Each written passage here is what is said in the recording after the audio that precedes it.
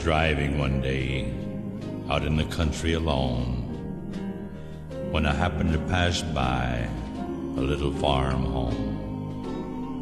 It was a little frame house with shingles on top, but something about it just made me want to stop. So I pulled my car to the side of the road, right near a little field that had just been hoed.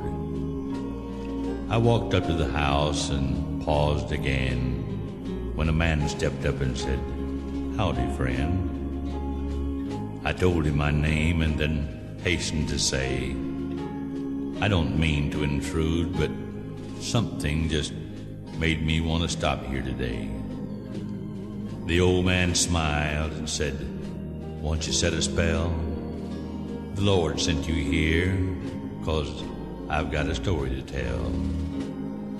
You see, the Lord called my wife when we first built this little home, and me and my boy stayed on here alone.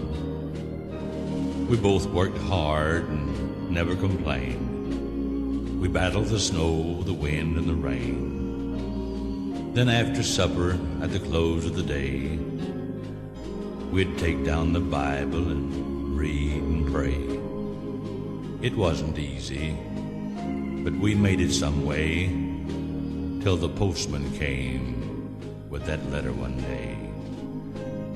My boy had to go and answer his country's call. I can see him now as he stood there so straight and tall. He said, "Dad, don't worry. I'll be back one day, and I want to thank you now for teaching me how to pray. And you know, Dad, I'm going to do the very best that I can to preserve a way of life for folks like us, the common man." Well, time rocked along, and I found that I could still smile. The Lord was good, and I'd get a letter once in a while. But, sir, my life went to pieces, and I couldn't even pray when I read that wire. Your son was killed in action today. I even said, "Lord, I've had so little, and I've worked so hard to do my share. To take my only son now, why, it just don't seem fair." Then suddenly, there before me, plain as could be, my boy knelt beside me with his hand on my knee. He said, Dad, you disappoint me. I never thought your faith would wane. If you denounce our God and country now, why, Dad, I died in vain. I know you're lonely and it's hard to carry on, but Dad, you weren't the first to give your only son.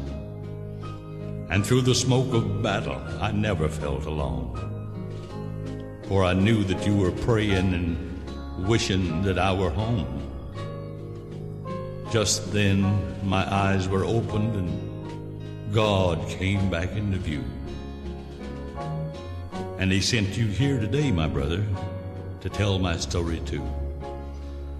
So as I left that little farm home, I prayed, please let us understand that the hope of America lies in our faith in God and the common man.